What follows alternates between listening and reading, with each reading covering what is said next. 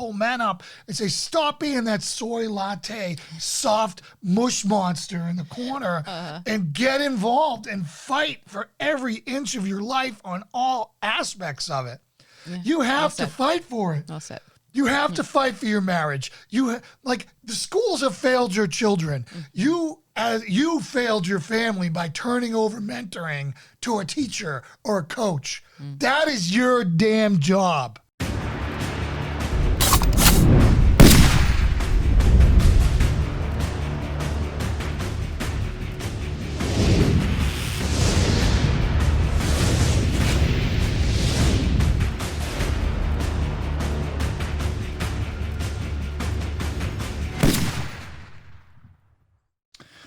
Hello. Hello. Happy Christmas week, everyone. I hope, you guys are having as stress-free as possible Christmas week going on out there.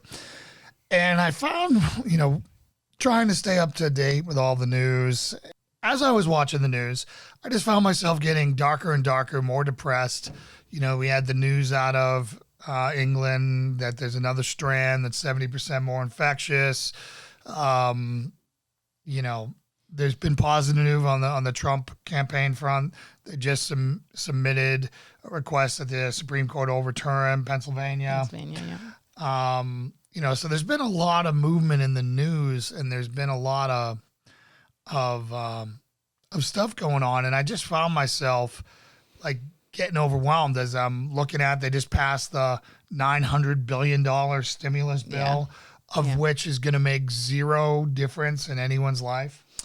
Yeah, and there's really not that many details out yet about the technical aspects of it. It's generally assuming that it's going to operate similar to how the one earlier this year did, as far as who qualifies for the stimulus checks and things like that, going off of your 2018 or 2019 taxes. I know that we had an extension for our taxes, so we hadn't filed 2019 at the time that they were calculating, right? And but now we have. So I don't know if they're going to change. We had a better year 2019 than 2018, right? Which potentially, I don't know if that's going to knock us out. Which has no effect on 2020. But for 2020, you could have had the bomb year in 2019 and 2020 just be crushed. So it just for the shows fact you that they're operating on taxes prior to this economic crush just is not a reality for so many people. And I know that, how can they truly assess, people's economic status right now? So I understand why they go off taxes, but it just doesn't. How about represent bank statements to see how you're doing? That would give you a snapshot of where everyone is. Yeah. The problem, it just shows the government does nothing well. Yeah. They do nothing well. What makes me sick is how these senators, now they're patting themselves on the back. They're like, oh, we did it. We got this bill passed. And it's just gross. Disgusting. How long it took for them to get this, how political, of course, it got. And how many disgusting things are we going to find in there? And it was Nancy Pelosi. And now they're like, oh, it was bipartisan. It's beautiful. Like, go us. And it's just, vomit. Yeah, it just puts a lot of darkness in your heart that you got to make a full-time job to get rid of, right? So Scott, he said, can we make it where they only tax us for the absolute essential stuff? That would give us all more money all the time.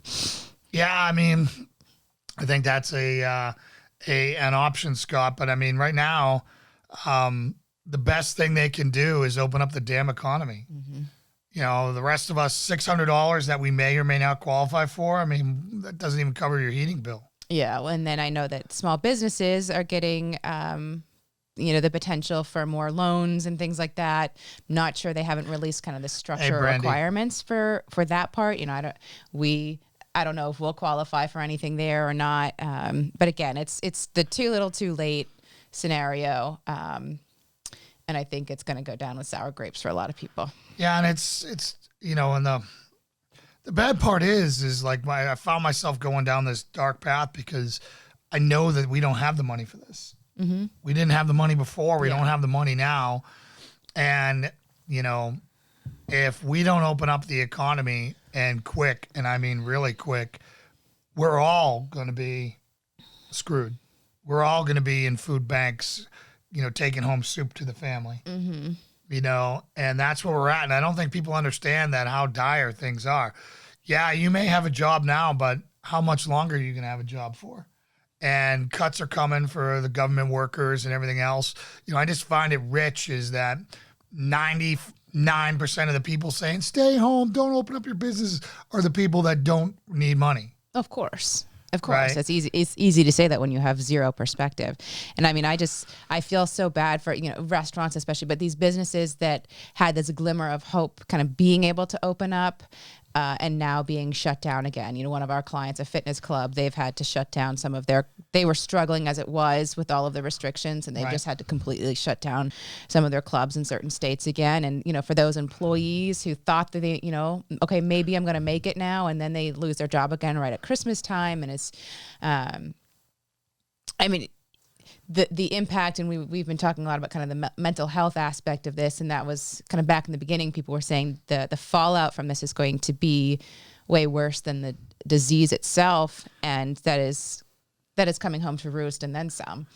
Yeah, well, I think that we're seeing more and more business owners get pissed and violate laws, and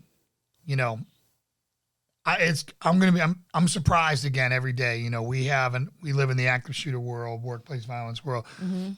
Every day that a business owner doesn't go quote unquote postal or whatever is amazing to me. Yeah. I mean, it's a miracle of, it can only be described as a miracle. Well, and why they haven't taken their frustration there have out been on some the things that government. have happened that just don't get covered. I mean, there was a pretty significant active shooter in Texas, but it wasn't with the right motivation. Maybe they're happening on a smaller scale, but yeah, trust me, if a Republican or a conservative or a pro-Trump business goes out and shoots a politician, if it's that, yes, I was saying the left-wing media will not stop. I agree there. I was thinking that if it was like an employee who was taking it off on the employer or something like that. But trust me, if it comes from the right side and somebody decides they had enough and they want to, they do something the whole terrible. Gretchen Whitmer abduction plot. Yeah.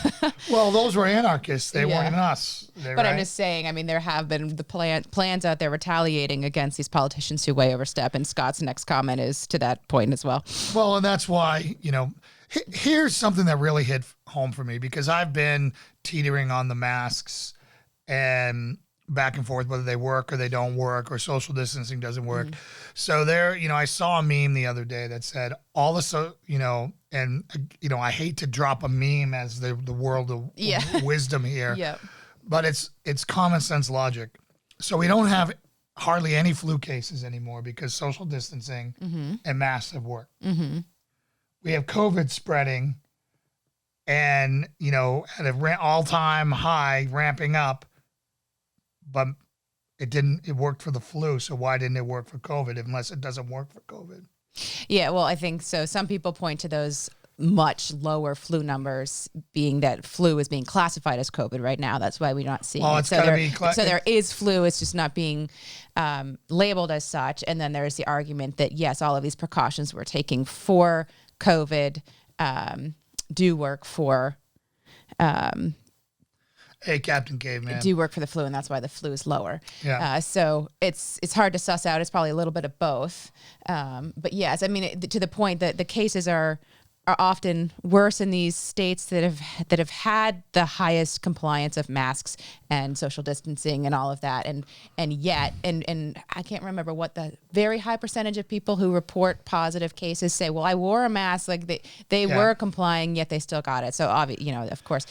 I mean, who thinks that those little cloth, cute fashion designer masks? I mean, they're basically rabbit's feet, right? Yeah. And it's basically a psychological game that if you're thinking about it by having a mask on and you're purposefully avoiding the boogeyman, then you'll make better decisions, is what they're saying. But the problem is they've invalidated themselves all to the point of they're irrelevant now. No one trusts what anyone says anymore. Yeah. And I think the other reason why the flu hasn't spread as much is because the main vector of travel with flu is kids, whereas kids don't spread COVID. Right. So by not having them in school and not all this stuff, I think that's one of the things that they're one of the caveats they're saying. But anyway, so to get to the point that I was talking about, I didn't want this to be another bitch session on COVID-19 and woe is me and all this other stuff.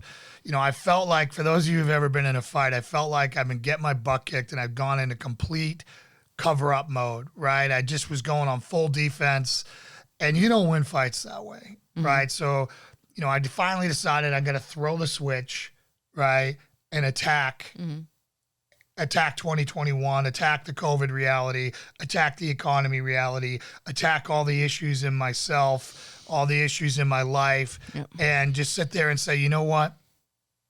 For lack of a better term, screw this. Yeah. Right? I'm arming up to the teeth with Jesus, with, tactics, and every ounce of know-how that I have, turning my mind, soul, spirit into making sure that, that me and mine are going to have a good year next year or survive next year, no matter what in the hell happens. Yeah. And I challenge you all to do that. Yeah.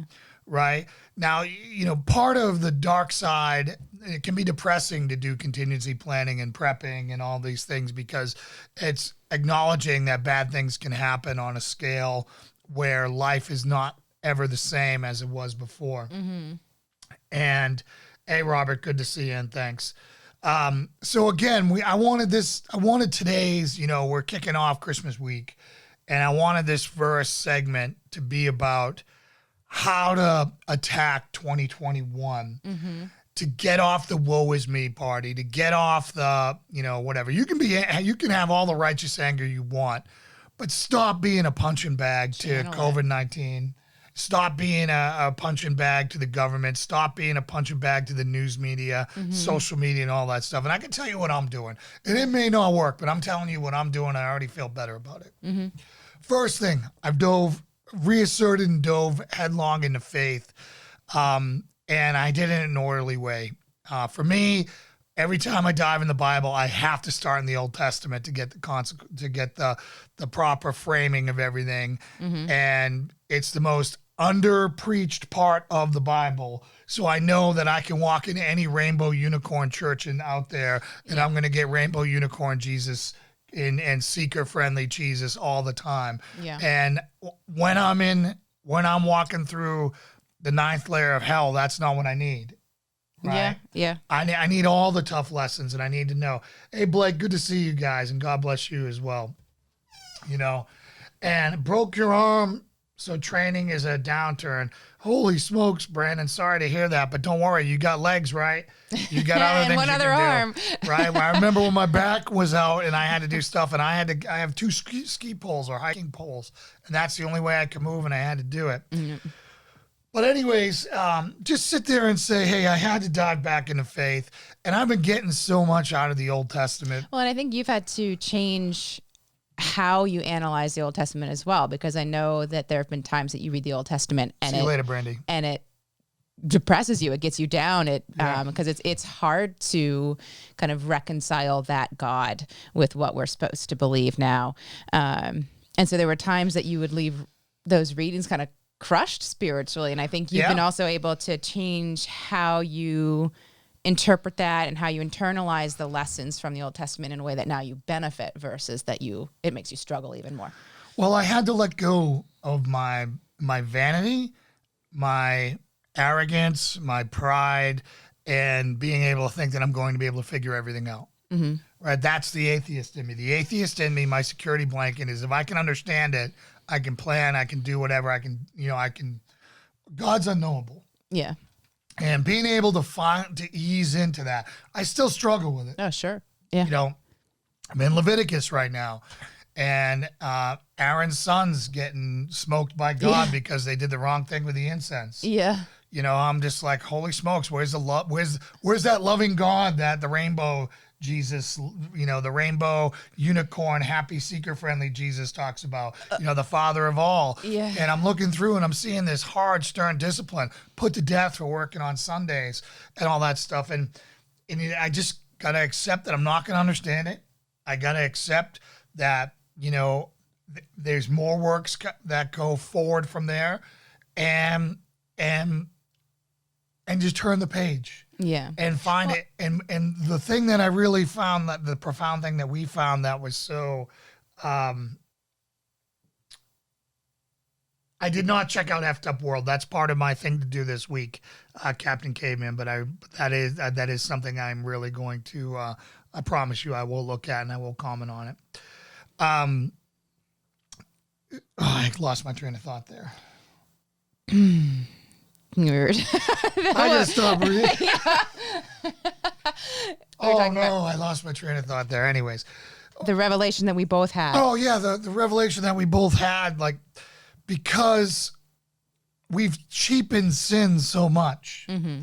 You know, looking back at, you know, in numbers and the amount of sacrifice and the cost. I mean, buying those bulls, those rams, those things, and seeing that waste of food and all that stuff. We've cheapened sin so much that we just say, well, I'll just pray for forgiveness and it's done. And, you know, and again, we've been talking about this the past couple of weeks because it's been such a hard-hitting point for me that we have to hate our sin, even the smallest sin, so much, because that's why, you know, why Christ was tortured and nailed to the cross. Yeah, I think for any amount of sin, you know, as we've been going through the Leviticus and all of the commandments and everything, for every single thing that was a sin against God, you know, they had to bring that animal, and there was that tangible loss of life in exchange for that action. And now we just, you know, say a little, oops, I'm sorry, God, please forgive me. And I think we have to, in our mind, as we acknowledge, either anticipate a sin and then still do it, or after a sin say, holy smokes, that's what I just did. We have to see Jesus on the cross because of our action. Not, you know, we can remove ourselves from that so much, but I think kind of picturing him there for me, picturing him there for you, that drives it home a lot more, and gives much more gravity to our sin and to our action, to make me not want to do it again, versus saying, oops, if I do it again, I'll just say I'm sorry again. Yeah, it's way more than the 10 Commandments. I mean, there's so much going on there. And Scott, you're welcome. What I'm doing right now is I'm doing as much for me as I am for you guys. You know, we're isolated in the country. We got friends. I don't feel like there's any churches here. Ken's all the way up in Maine. That's the only place where I really felt like I got fed what I needed. Mm-hmm. So I know that there's got to be a lot of people struggling out there. And I know that there's a lot of people who don't have a truth. They have politician preachers. Yes. And Ken is not that. And you can agree with him or you can't agree with him, but he's going to be honest with you whether he hurts your feelings or not. Mm-hmm. So the more I sat there and I thought about attacking 2021, and it comes down to identity and what your identity is. Mm-hmm. You know, and for everyone who's struggling, you know, like when I struggle with the things that I struggle with, just like everyone has their struggles, the easiest way for me to get over that struggle is to put Christ at the center of it. Yeah. Mm-hmm. Right? If I am thinking of porn or anything like that, which is not my struggle, you know, God removed that. Porn in the military is part of your coping mechanism. Mm-hmm. It is everything you do when you're deployed. It is so it becomes part of your life. You don't even think about it. Mm-hmm. For me, it was easy to disconnect that because once I saw the human smuggling and what happened with the disgusting nature of these weren't actresses or models in magazines choosing anymore. To be there. These were people being victimized that I was able to turn it off more easier.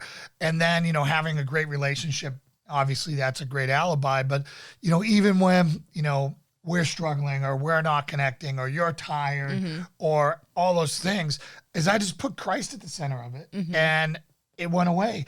My primary struggle right now is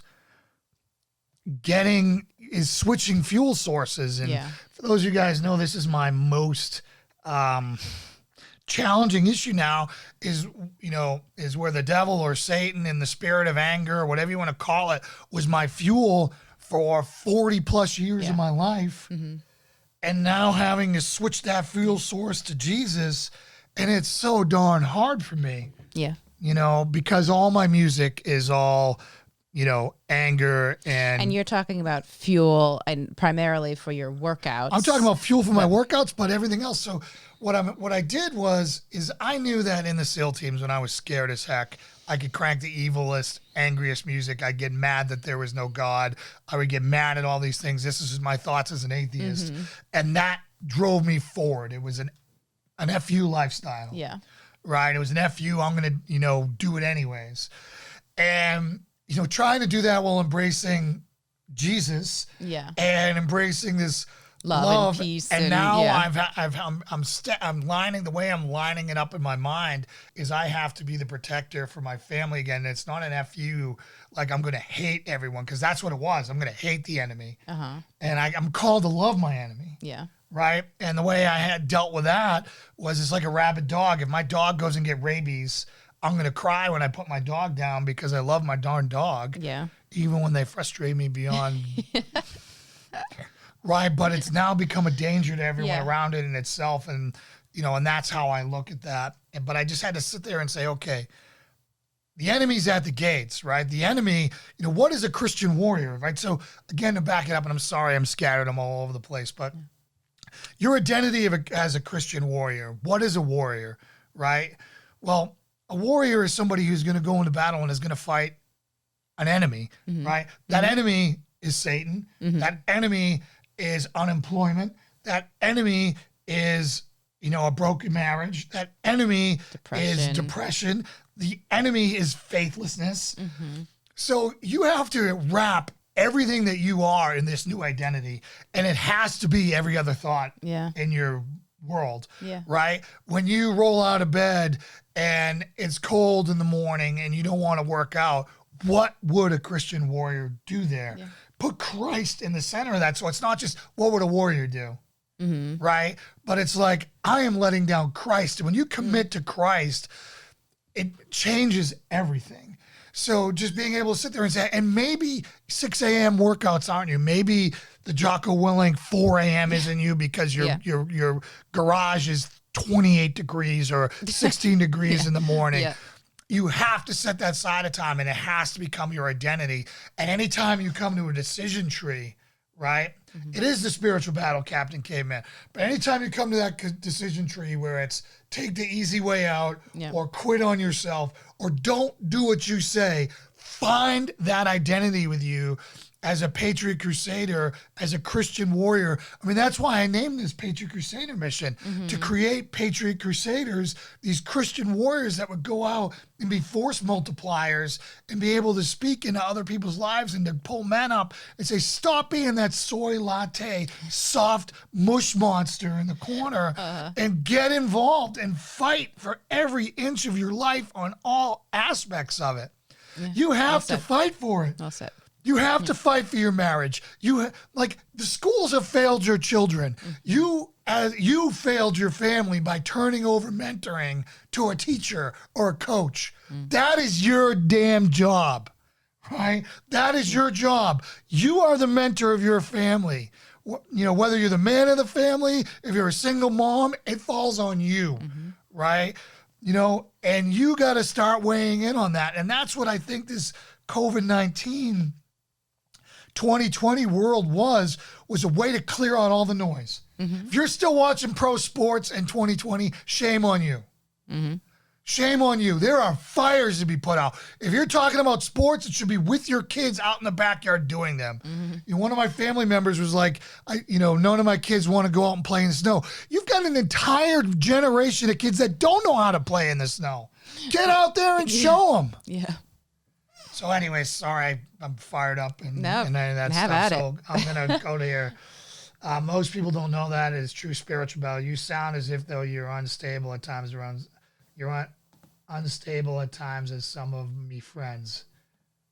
Music can be used to control a mechanical level. Robbie, you're going to have to break that down to common that's a word. 10th education word there, 10th grade education word there. GED word. Yeah, a GED word or a 5th grader word. You sound as though I'm unstable. I wouldn't say I'm unstable, Captain Caveman. I'd say that I've got the best life going imaginable, and I just recognize weakness in things. And I think that and then I can flip it on that. I'd say we're all unstable at some way. I mean, unstable has a very negative connotation. I think you experience highs and lows of emotion the same way that anyone does. Yeah. And I think unstable is when you let those emotions dictate your actions in unpredictable ways. But I mean, you are able to recognize kind of when you have these emotional changes and what you need to do to fix it, or you can kind of self-analyze that on what's going on, what do I need to change, why am I experiencing this right now? Yeah, and I guess I would say, without getting all psychodrama, psychological unstable, is I think we're all unstable to a point. That's where those anger outbursts come from people, particularly people with PTSD. That's why if you haven't seen if you want to know what PTSD is like, or you want to be able to see something that does a really good job of showing how some people deal with PTSD, the Cover Me by Morgan Whalen video. Yeah, it's fantastic. It's a short video. It's fantastic. You're going to bawl your eyes out. It's, anybody who's done any work with people with PTSD or suicide, it is hardcore, and it gives it. But don't let the high-minded haters run the train on us. Yeah, I agree with that, RJP. It's the stable part, but we're all unstable to a reason, to speak to Captain Caveman.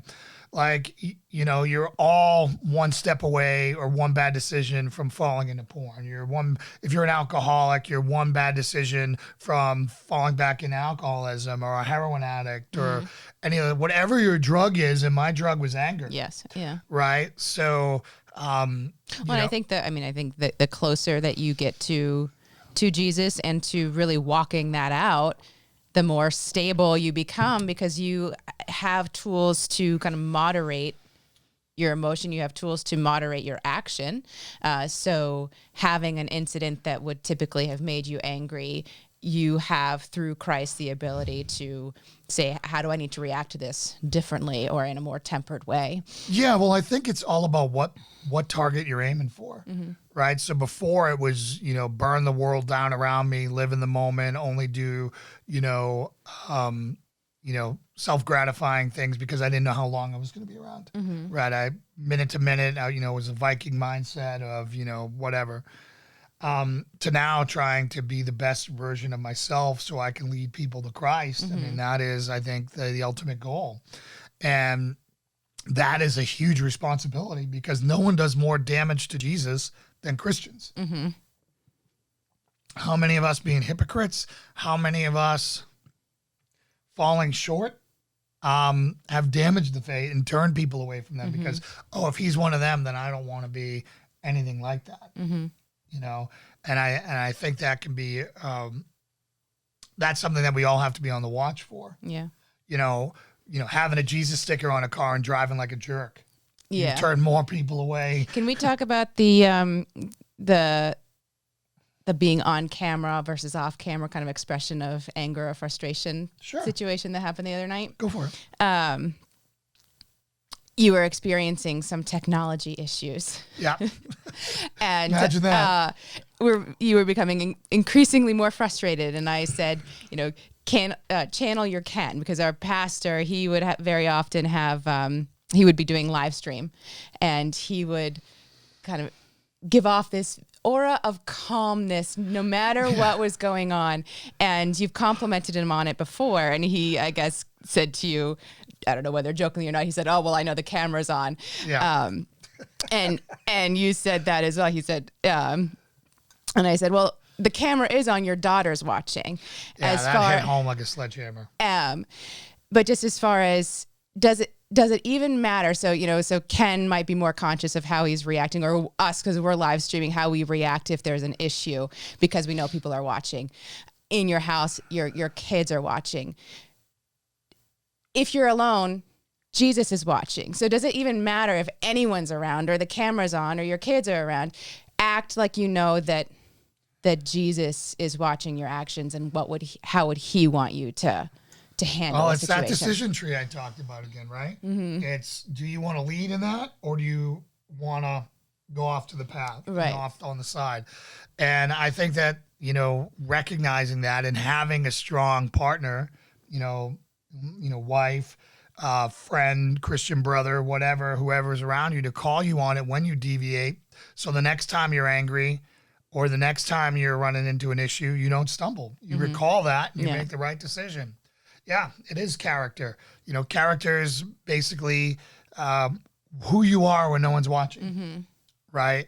And Jesus is always watching, right? And that's something we have to understand. But those are those actions when you're saying kind of, you say one thing and act another way, and what does that do as far as representing the faith? Yep. It's those moments, and I think it's, if you act knowingly different because you don't think anyone's watching, what does that really say about your faith? Right, exactly. And those are the hypocrites, right?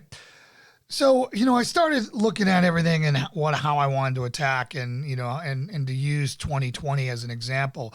2020 cleared out a lot of the noise, and you had a lot of people who in the beginning of this COVID thing, started doing home projects and all these different things. And now money's getting tight for a lot of people, and that's not going to happen.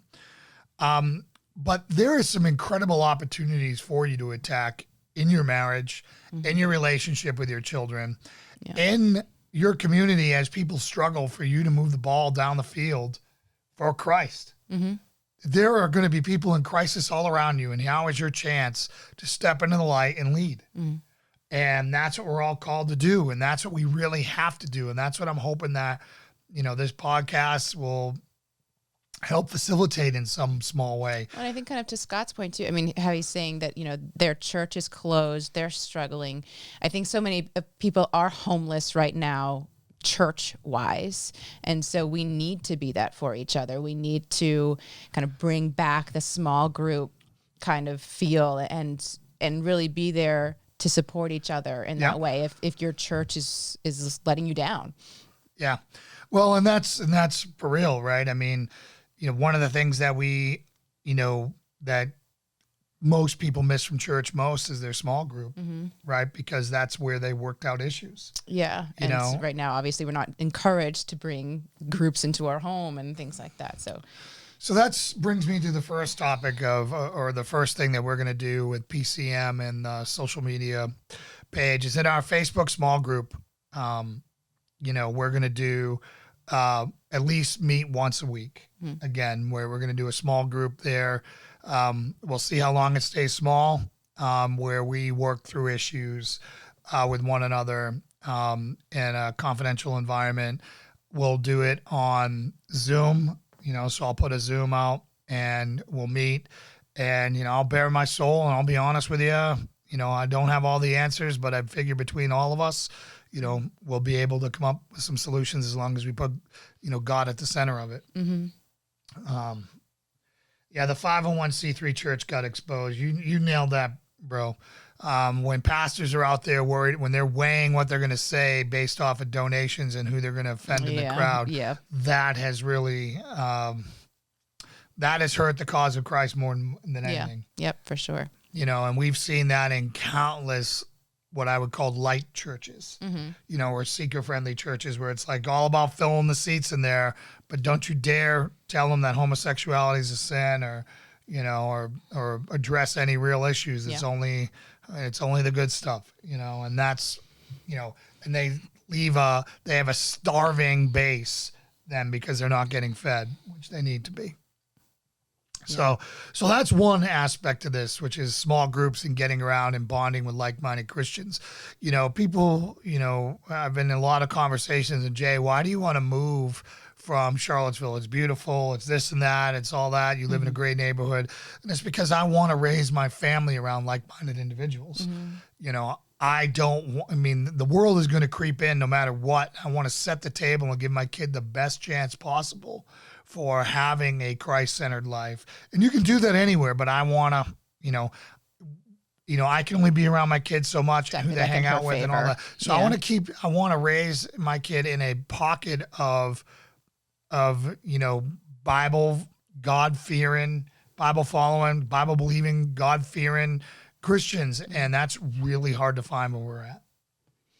Yeah, it is and it isn't. I mean, I remember moving here from New England, and I was like, holy smokes, everyone here is religious, and it seemed like everything you came across was that, but certainly and the now more we want you a church, settle in. The church we want is in New England. Yes.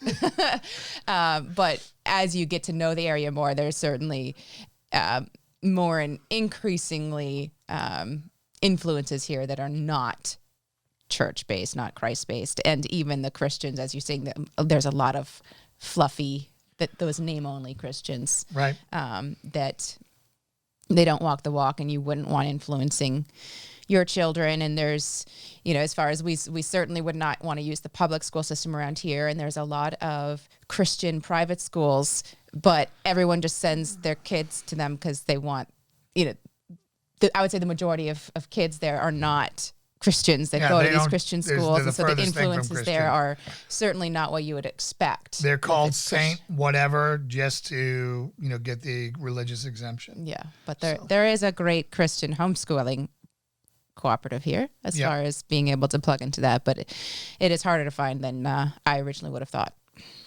Yeah. Yeah. And it's just, that's why I would like to move to some place where, to be around like-minded Christians in a community where everyone's looking out for each other, everyone's pulling for each other, and it's not the government doing it. Mm-hmm. So that's the spiritual aspect of what we talked about. There's the faith-based part of this, which is, diving back into the Bible, deliberately making decisions as a Christian warrior, and your identity in Christ needs to be at the center of that, and putting Christ at the center of whatever issue you're working through. Thanks, RJP. The next part is physically. You got, it's real easy, particularly as you rack up injuries and you get older. You have to be some form of functionally fit. Mm-hmm. Yep. If you are not functionally fit, you're not a warrior. You're just a victim with a firearm, right? Mm. You may die of a heart attack running to the gunfight. Yeah. Right. So you really have to take some time, and you really have to harden your soul, with, I think, some pain of training. Mm-hmm. One of the things, in working out with fellow Christians, there's nothing better than working out with Ken Graves in the morning and the guys over at Calvary. Even if they were doing something different than the way I do it, and nobody works out exactly the same, but getting around people and working out with them, it shows you who they are and their character. Mm-hmm. One, how committed are they? How much pain do they put themselves through? Do they quit easy? Mm-hmm. And it's a way to shore up that warrior identity and to strengthen and affirm yourself. So when you do need it someday, it's there. Yes. Right. And they are so married to one another, and no one really realizes that. Everyone thinks they can be the 500-pound fat Bible guy and they're cool. Yeah. And that does not work. People don't follow that. It's a good point. I think that I don't think that a lot of people do appreciate that connection. But I know that we're called to kind of treat our body, what is it, as a temple, the right word? Or I mean, we're supposed to take care of it, and a lot of people do neglect that. And it's easy, and particularly with people who their drug is food, or their addiction is whatever, that, if their wife makes a mean chicken parm. Or their wife makes a mean chicken parm. But that's the part of it, and you got to do it. And whenever you do it, I know going to gyms is hard right now, and buying equipment is expensive. There is so much free calisthenic workout, walking, running, jogging, jumping jacks, jumping rope, whatever. If you want to be in shape, you're going to be in shape. So you need to do it. Yes. You just need to do it. You just need to do something.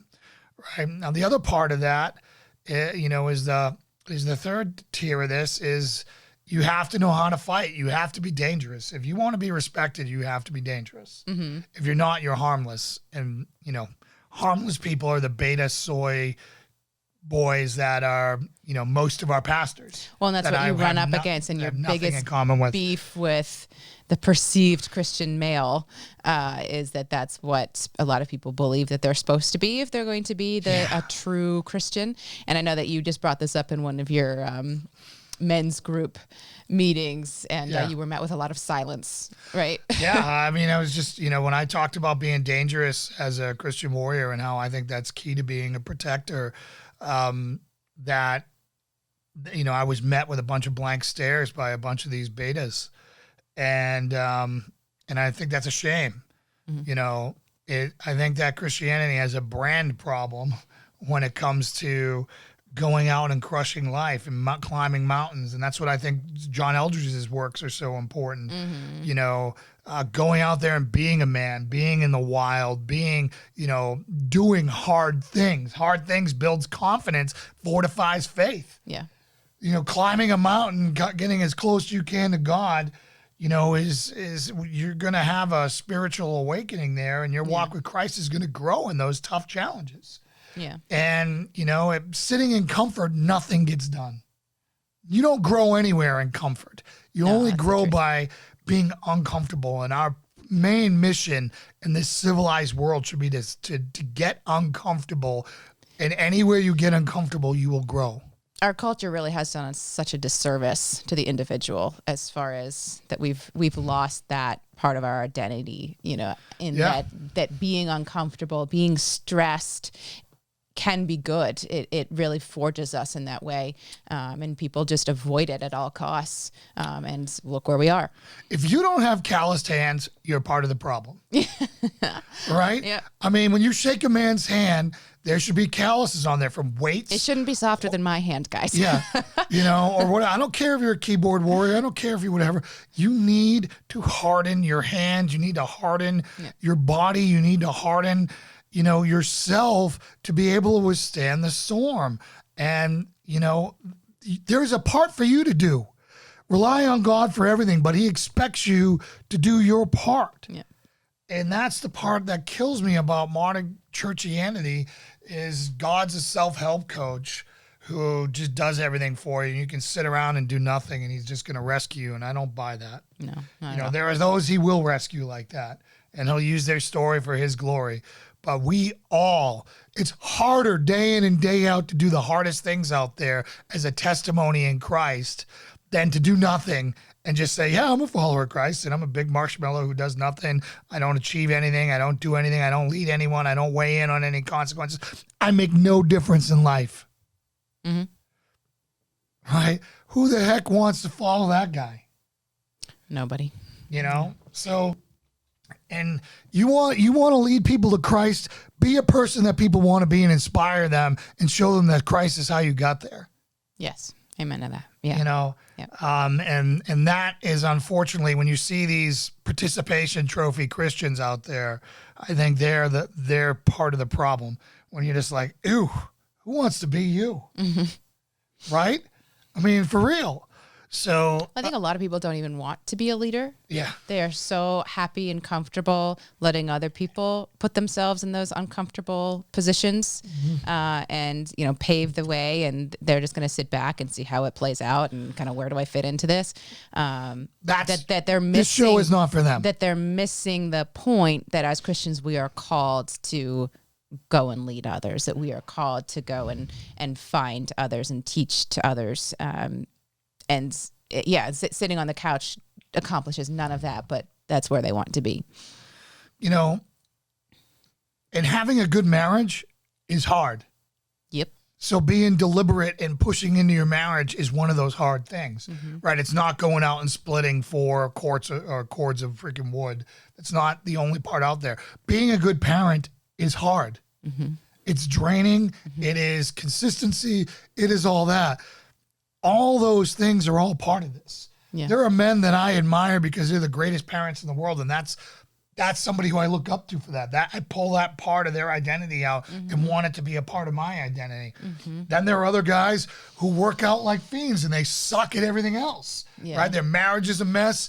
Their kids are a mess. They're a mess. But that part of them, I can pull some of that part out. Mm-hmm. Again, you definitely have to recognize when people are overcompensating in one area because they don't want to, or they've failed to put the work in another area, and make sure that you see that it's easier to see that from an outside perspective, but recognize that so that you don't accidentally in admiring what they've done in one area, follow them down that same path. Yeah, completely agree. So let me get back to being the dangerous part. So, I mean, if you're a guy and you don't know how to fight, figure out how to fight. Go to an MMA gym, watch some movies, learn how to hit, get a heavy bag, get a bob. The cheapest thing to hit in the world is a bob. Study, there's plenty of stuff on YouTube. You better be able to defend yourself or defend others if you want to call yourself a protector. Mm-hmm. And if you can't defend yourself and you're counting on your firearm to do that, I understand if you're 90 and you're hurt and you've got injuries and all that. But if you're a healthy individual and you're going to put yourself in situations, you're on your church security team and you get a firearm and a 12-year-old girl can take it from you, then you're part of the problem. You're just a freaking poser with a cowboy gun thinking you're going to do something, and you're most likely going to get someone hurt. So you better learn how to do the rest of it, and that firearm is the last portion. Well, and giving other people a false sense of security, saying, oh, there's security here, or that guy has a gun, so he's going to be able to take care of us. And right. And what kind of mentor are you if you can't teach your son, your daughter to defend themselves? Yeah. Right? Again, you're outsourcing that to someone else. Mm-hmm. And you better not. Or if you do, you better find somebody good that you can trust, because holy smokes, there are some bad people out there that'll take advantage of your kids. Yeah, I mean, I think there is a place for people out other than you to teach something. I mean, not everyone's going to have the level of skill to be able to teach fighting. I mean, that's something that you've trained in. So, there are basics. This is how you make a fist. This is how you punch. This is how you choke someone out. This is how you break an arm. This is how you do, etc. Right? There are basics. And then beyond that, of course, you're going to want expertise. Not everyone can be a Muay Thai fighter. Not everyone can be a BJJ instructor. Not everyone can be all that stuff. But you should be doing it with your kid. Mm-hmm. Right? And what better training partner for you to have in your house? Yeah. Just hopefully. They have endless energy. Yeah. They'll certainly be out there with you. So again, and I just really think that these are the things that people are forgetting about now, and why we become such a soft mentality or a soft society, right? If we firm up our families and we firm up our base and our communities, then we'll be able to start pushing out and really making changes out in the greater scope of our country. Mm-hmm. Well, I think so many people feel so helpless right now. It's so easy to watch the news and, feel like this tiny little ant in this big picture of, I'm helpless. I can't do anything to change what's going on in the country right now. But if you can switch that perspective and look at all the stuff that you can do on this more granular level of your family and your immediate community, it completely can switch your mindset on being empowered to make those changes versus helpless and kind of just going along for the ride that's going on right now. Do something. There's a saying in the teams, right, that, if you can't find something to do, you're wrong. There's a lot of them, right? So, my favorite one is, after you've taken care of yourself, once you're good, once you're straight, how can you best support your buddy? Mm-hmm. And that is every other question you're asking. Whether you're patrolling, whether you're, in a firefight, whether you're, doing anything, it's all right. Is my stuff tight? Yes. How can I best support this guy? How can I best support that guy? How can I best? And that's what you need to do. You need to bring that mentality. I think that to your marriage is without a doubt. If everyone took that, how should I best support my buddy, being my spouse, to their marriage, that would make such significant changes for so many people. Everyone kind of looks to themselves as, what am I getting out of this? But if each other says, how can I best support you, then you're going to get that in return. And I think a lot of marriages would hugely benefit from that mindset. That's the key. It's you're putting yourself second, right? And it's do unto others what others would have do to you. But if if both people put themselves second, that means you're being first for someone else. That is why our marriage works so well, right? If it was a one-way street where we weren't trying to help each other or trying to bolster one another all the time, then, resentment builds up, and then it starts to break down, right? And that you start doing that with your child. You start doing that with your buddy. You start doing that with your coworkers. You start doing that with your boss. You're going to be somebody that everyone wants around all the time. And then it's going to be like, wow, what is different about that guy? Christ. And that's how you spread this. No one, people will follow the guy who turns around his life who was a catastrophe, right? But no one's going to follow the catastrophe. Right. So, so again, it's getting around individuals like this. And that's what I'm hoping that PCM and our boards will be, is a place for people like Scott's calling out for people in Ohio, for us to sit there and say, hey, who's near me? You guys want to work out once a week? Once a month, do you want to go for a hike? You know, do you want to go shooting? Yeah. Do you know whatever? And finding those people, those partners, because it's hard, man. It's hard to get together, particularly now with these lockdowns and with societal pressure on you not to get together. It can be really challenging. So even if it's, you know, I want to use this time to use the tools of today, the Zooms and the remote and the podcasts and whatever, to plug into each other and to try to help where we can. Yeah. And then maybe you build a little cell in your area where you got 2 or 3 guys that are meeting in the morning, working out, talking about Jesus, working through each other's problems. And then maybe now you bring your wives in. You know, and so often the women are left out. You know, men, we feel like we're this full-time project and all this stuff, and the wives get left out in the cold. And, you know, no one's meaner than chicks. Holy smokes, they turn on each other.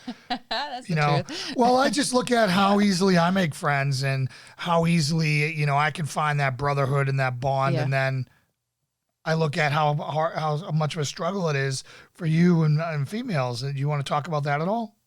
Oh, it's true. I mean, other than the BBC part, but what's BBC? Witches be crazy. It's the truth. We have a hard time making friends for a reason. I mean, I think, you know, women in our roles in the marriages and family, you know, that is such a full-time job in itself. To, you know, it's very easy to say, oh, well, I have to do X, Y, Z with the kids. And we very often put relationships other than our immediate relationships kind of, you know, off to the side. I certainly don't prioritize it kind of to my own detriment, because I often find myself saying, you know, dang, I wish I had someone to talk, you know, about this with, but I haven't put that energy myself into making women relationships. Right. So, I mean, it's my bed that I made as far as that. Right, but how do you get someone to invest in you? By investing in them. Exactly. And so that's why I can't be mad that I don't have friends, because I haven't prioritized that. And I think a lot of women are in that same place, because, you know, we always have something to do with marriage, house, kids, etc. Work. So it's very easy to put it off to the side. And I think we need to also bump up the priority of those relationships. I think so. And I know that, you know, we're fortunate, you know, to like each other. And, you know, we spend literally since we've been together 6 years now. 6 years now. We've been around each other every minute of every day, just about, except for like a week. The experience that you guys are all having from COVID this year, that's been our entire relationship. But because of our communication skills and because of, you know, we have, like, you're my best friend, you know, and you know, we work, but there are some things I can't complain to you and my struggles with you to you. So sometimes I can, and we have to work through them, and that's where it should be. Yeah. You know, and complain is the wrong word, but it's like, sometimes you need somebody to bounce things off, you know, so you can be like, you know what? I was in the wrong there. I need to go apologize to her. Or how do I frame this when I'm talking with her so that she can see how, you know, what my struggle is with this more effectively? I think the problem is a lot of people go to that outlet and they don't then bring that back to their partner and have the conversation with the person who they really need to have the conversation with. They only go and it becomes, instead of that becomes gossip, right? Instead of a mentoring kind of, please help me work through this, it becomes just a complaining bleep session about your spouse. And I think that's it. It's a fine line between confiding in someone about your partner, you know, but, you know, if you're struggling and without it becoming kind of betraying trust, and sharing too much with that person. And, but it's absolutely, it's a necessary thing to have that fellowship. I think people just don't always bring that back kind of in-house and then actually fix the problem. They turn and just start complaining about it. Yeah. And I think that's where, the iron sharpens iron comes in, and that's part of the workouts. That's part of the fellowship, but it's also wise counsel to sit there and say, I've messed up. I messed up a ton. The only reason why I'm any version of what I am today is because of all the mistakes I made. And then finding Christ and getting healing in the mistakes I made to move forward. So, you know, there's so much strength in that and so much wisdom in that. And sometimes you just need a brother who's going to give it to you straight, or a sister, like, you're messing up. Like, I'm hearing you making excuses. I'm hearing all the stuff you're messing up. I admire that so much about you in the counsel that you give to your friends. You don't sugarcoat. You are willing to tell them what they truly need to hear versus what they might want to hear. I have a hard time being honest, I'm just kind of the agreeer when it comes to someone kind of talking about a situation. I don't often or always, contribute my actual thoughts to something, which is I'm not being the best friend to that person in that situation. And that's something that you do. You're willing to get uncomfortable for a friendship, which ultimately blesses them and strengthens your relationship with them. But I think a lot of people are afraid to get honest the way that you are. Well, it has cost me some friends, but they weren't real friends. Exactly. That's what you have to recognize. So once you start that two-way street of talking, you got to, one, lower your ego. Two, it's got to come from a place of love, right? Yeah. If I'm telling somebody who's messed up, chances are it's because I've messed up, and this is how it affected me, and this is what I see. I also usually frame the question, do you want me to tell you what you want to hear, or do you want me to tell you the truth? And I make them choose it. Yeah. Right? And most of them, to their credit, will say, I want you to give me the truth. And I'm like, you're not going to like it, and here it is. And I'm here to help you through it. I'm here to do that. Whatever. You can ask 100 other people until you get the right answer you want, but this is what's... I think that's also where men are different than women. Women, we don't want to always hear that, as far as we want someone to just agree with our emotions and tell us what we did was right or whatever, So we as a breed, we need to we need to get better at hearing criticism. So we talked about the word, diving back into your faith and attacking your faith and growing your faith in 2021. We talked about getting your body squared away in 2021.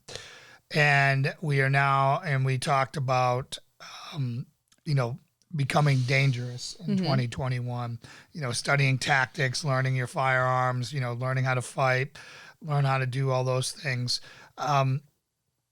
Your family is all a part of every one of those steps, which is part of, what we talked about, kind of in the beginning, but I wanted to wrap it back around. Yeah. You should have the best family, the best relationship with your family you've ever had in 2021 coming off of this, meaning that you have time, you're around each other. There's not a lot of distractions like we talked about.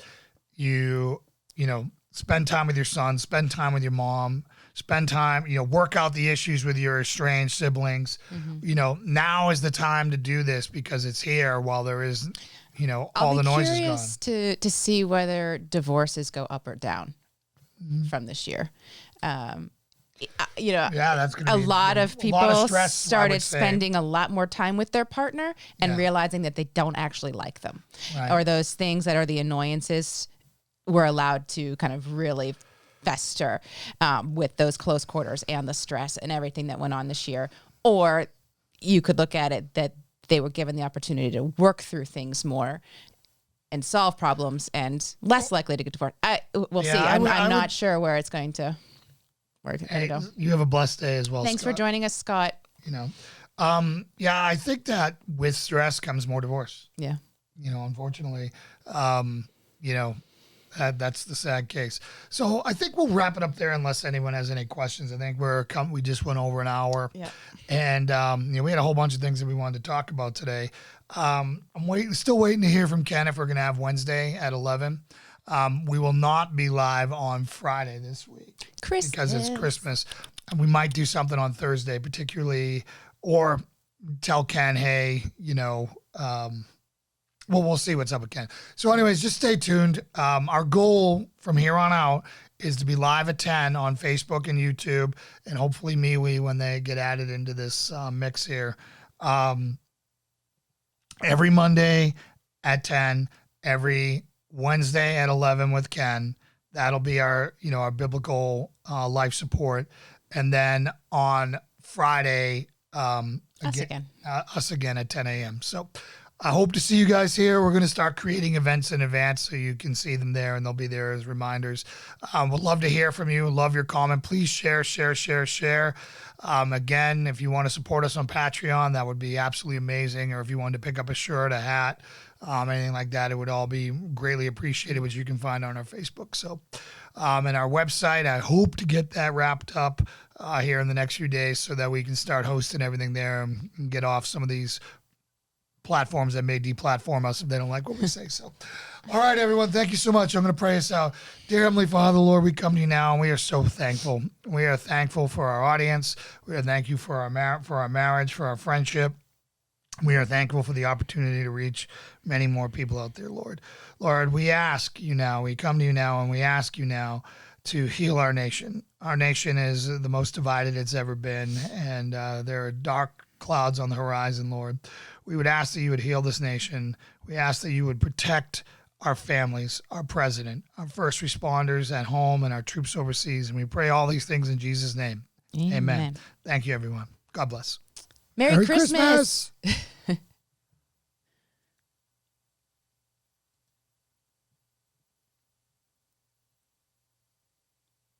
And we should be good.